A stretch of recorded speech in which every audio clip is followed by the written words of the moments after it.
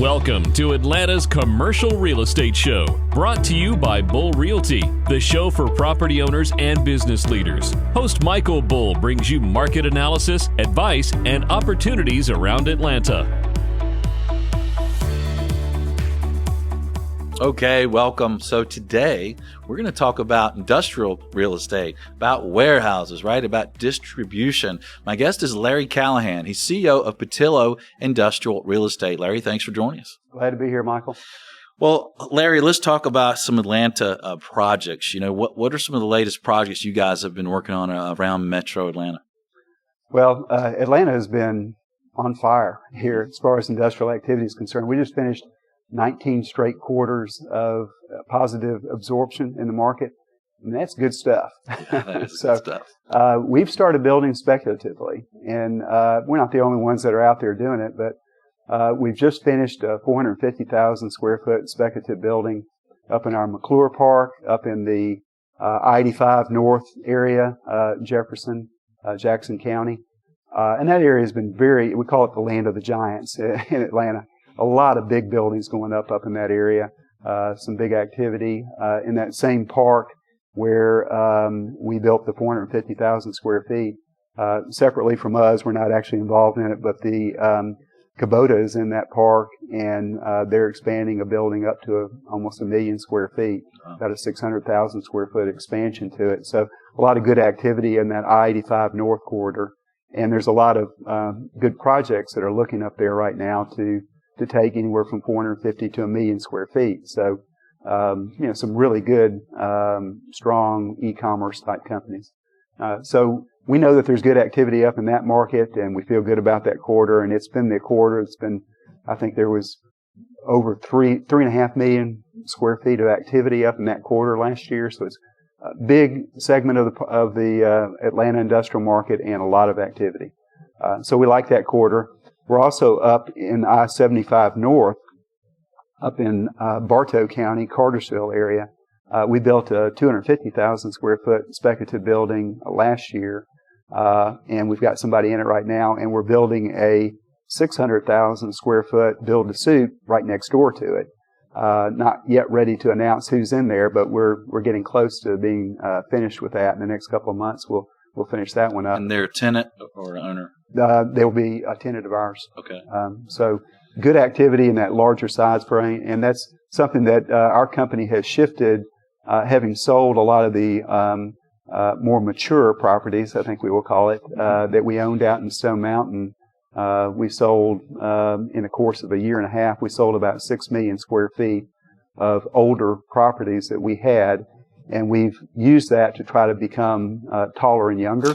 Taller and younger? Yeah, something I've always wanted. But we can do it with a company. Myself, my growth spurts are behind me, but the company is becoming taller and younger with and a bigger footprint. Yeah. And before you have to go, I want to ask you about areas around Atlanta. So, are there certain industrial areas around Atlanta that you're seeing any change in?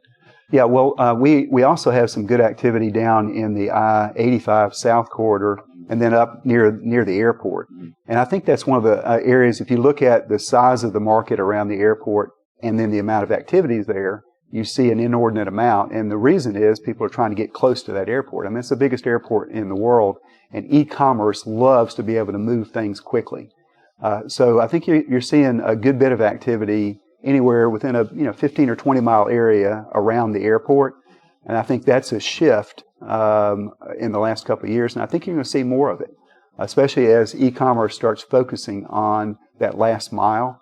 And that last mile isn't necessarily going to be in a 1 million square foot building. Right. It's more likely going to be in a 200 or 300,000 square foot building.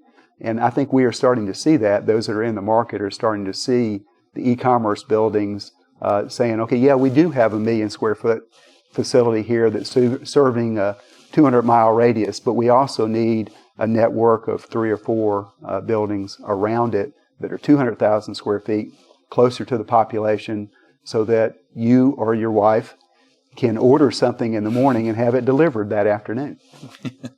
So. That's right.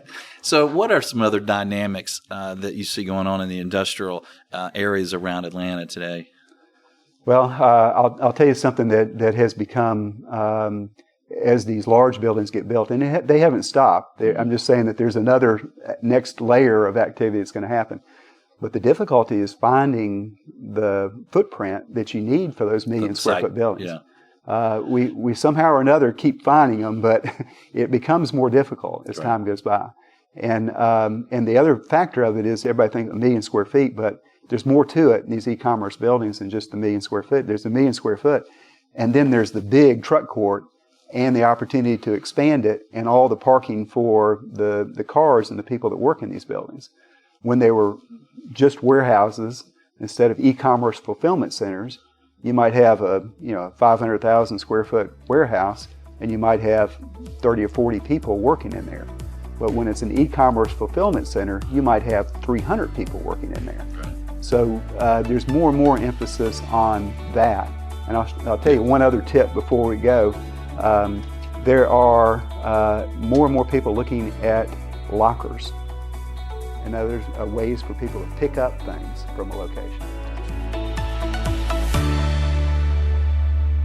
Thanks to our presenting sponsor, Bull Realty, and to all of our sponsors linked below. For more Atlanta forecasts, advice, and opportunities, subscribe on YouTube, iTunes, Google Play, and AtlantaCommercialRealEstateShow.com. And be sure to connect, comment, and share on your favorite social media sites.